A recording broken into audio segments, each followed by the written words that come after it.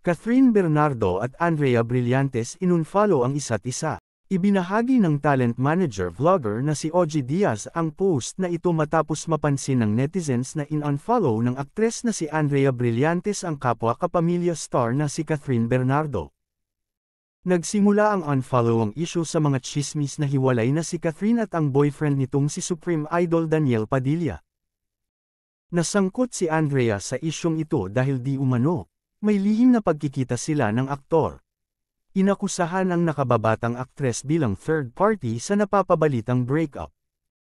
Ang mga tsismis na naglilink kina Daniel at Andrea ay nag-hype up ng e-unfollow ni Catherine si Andrea sa Instagram. Sa gitna ng issue, lumabas sa online ang kwento ng sinasabing dahilan sa likod ng isyong kinasasangkutan nina Catherine Bernardo, Daniel Padilla, at Andrea Brillantes. Sinusubukan umano ng nakababatang aktres na kunin ang atensyon ng aktor dahil gusto nito ng romantikong relasyon sa kanya. Kamakailan lang, napansin ng netizens na in-unfollow din ni Andrea si Catherine.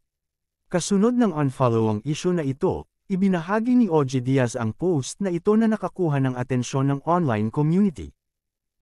Kung maaalala, naging trending topic sa social media ang talent manager-vlogger nang banggitin niya sa kanyang Showbiz Update YouTube vlog ang napapabalitang breakup nina Catherine at Daniel, at ang di umano'y pagkakasangkot ni Andrea.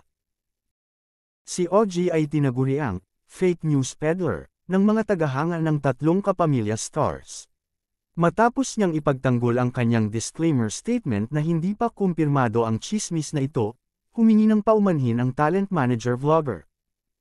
So nag-unfollow na din pala si Bagets kay ate. Calooca, ano na ba nangyayari? Sumulat si Ogie sa post niya sa X. Sa comment section ng kanyang post, ipinunto ng mga netizens na nabash siya last time pero mukhang totoo ang mga tsismis. Nag-trend ka pa noong nakaraan, mukhang totoo naman pala, ex-user at Zom commented on Ogie's post. Eh di ba kapag may usok may sunog, ex-user at Tina_B_Mendoza commented. At dyan na po nagtatapos guys, maraming salamat sa panunood.